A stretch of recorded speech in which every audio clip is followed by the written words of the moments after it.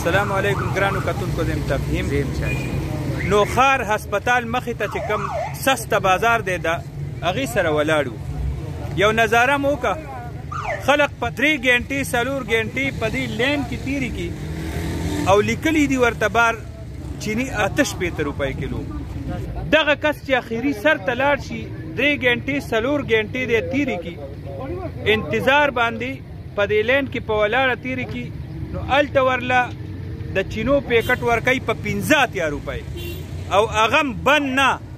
چې کوم پیک دی سیل پیکټ دی هغه نه ورکوي کولو پیکټې دي په لفافو کې اچولي دي خلق دلته سوالونه اوچتوي دا یو سوالیه نشان دی چې په دې انتظامیې په نګرانۍ کې د چینو کولو پیکټ دا د خلقو ته څه شی میلاویږي دې کې څه اچولي دا وزن زیات دی دا وزن خبره ده او که نور څه معامله ده بند پیکټ سیل پیکټ دی سره پروت دی دا ولې نه ورکوي خلقو ته ضرورت دی د تیلو تیل دلته نه میلاویږي خلقو ته دلته اصل چای پکار دی دلته موږ سره یو سړي خبره وکړه چې د څه چلکه ده او هغې له یې رنګ ورکړی دی ناقص اشیا که دلته د خلقو ته میلاویږي او د چینو په بانۍ 3 ګنټې د ډسپلی دپاره ودرې او هغه انتظار وکړي 3 ګنټې پس هغه ته هغه سیم میلاو نشي نو په دې یره وکوي د الله نه ویرېږئ روجه ده د روجې په دې وخت کې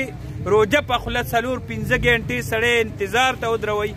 او بیا هغه چې لاړ شي هغه ته خپل شی میلاو نشي خپل حق میلاو نشي او ټوله انتظامیه ناسته ده ټوله انتظامیه ناسته ده وایي ارزان شیدونه میلاویږي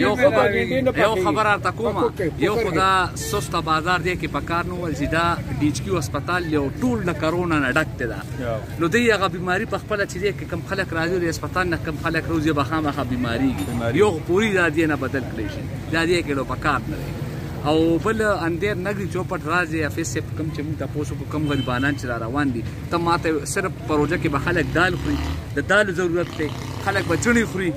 پکار چې کې سبزی وي فروټ وي هغه مرته نن سبا ټماټر په 70 روپے کیلو دي او په دې سو بازار کې ټماټر نشته ټماټر اهم چیز ټماټر نه باغ پیاز هم 40 روپے کیلو اخر و هم ډیره ګرانه نو خلک بس کی خلک په دې د